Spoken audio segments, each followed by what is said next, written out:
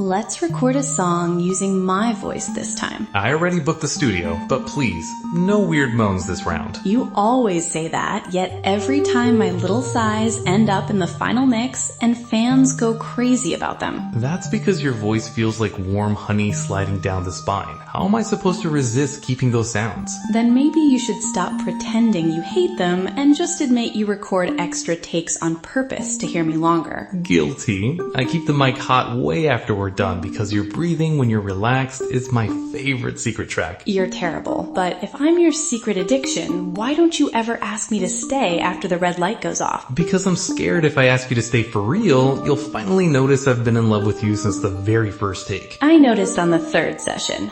I just kept making those sounds so you would finally find the courage to say it out loud.